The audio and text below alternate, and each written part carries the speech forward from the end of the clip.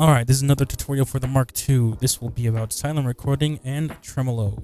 So, silent recording was first popularized by Christoph. This feature has been brought into the Mark II with the name input through. You can find this function if you go into menu, output, routing, input rhythm, scroll all the way to the right, and you find the third knob has the function input through. When you turn this off, you'll find that you can no longer hear your input sounds as they will be silent. But they are not gone, as you can still record into your loops without them being heard. 1, 2, 3, 4, just like that.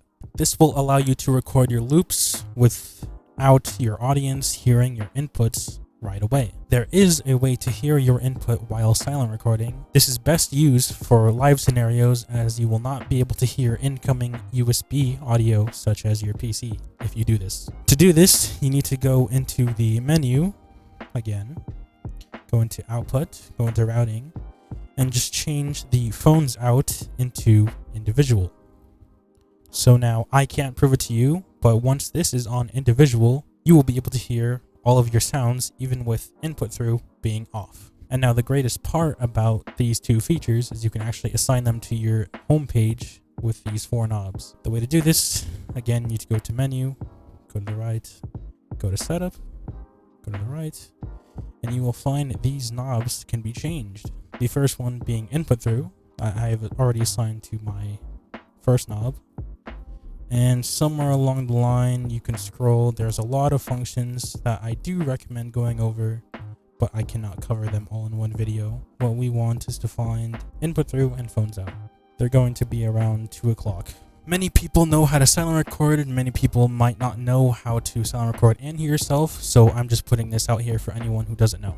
Alright, to the second half, we're going to be going over tremolo, or as I call it, tremolo. The great thing about tremolo in the Mark II is it has a sequencer, as many other effects do. With this tremolo, you can do way more unique stuff, unique patterns.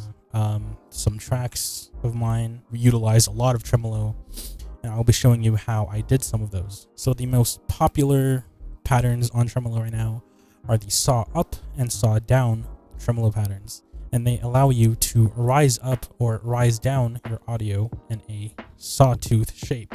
And there's actually a formula for this. So right here I have a tremolo. If I set the rate to X value and I set the sequence rate to 2X value, make my sequence 2 steps, and I will explain what these 2 steps shall be. So first I'm going to set my rate, as an example, to a quarter note. What this will mean is that I'll need to set my sequence rate to an 1/8 note, which is double the speed of a quarter note. Let me go back really quick. You'll want to set your depth to 100. The waveform can be whatever you want. Same with the level. I just stick to 100. And we will turn on the sequencing the depth. So if you want to have a rising pattern or a saw up pattern, you will need to do the sequence 100, 0, and this is what it sounds like. The other formula would be doing the sequence of 0, 100, and this will cause your audio to go down. This is one of the many few possibilities that you can do just with tremolo. You can actually even go faster. The fastest speed that you can do with this, unfortunately, is 16th notes, as the only double speed we have for 16th is 32nd notes, the fastest we can go. I will show you some examples I have in my track, No Regrets, and some other patterns that I utilized. So here I am in my track, No Regrets, and I have this one tremolo pattern that is in the beginning of the song. First, I will show you the raw sound on my track, which is just the chords.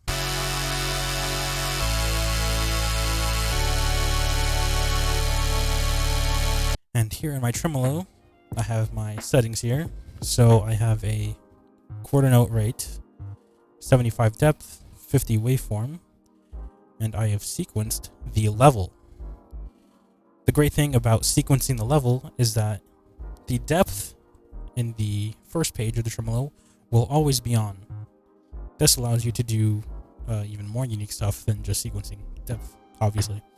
Here, I have my sequence, all 16 steps, 8 notes, and you see my sequence is a bit weird. Sometimes it cuts out down to 0, and that allows it to sound like this.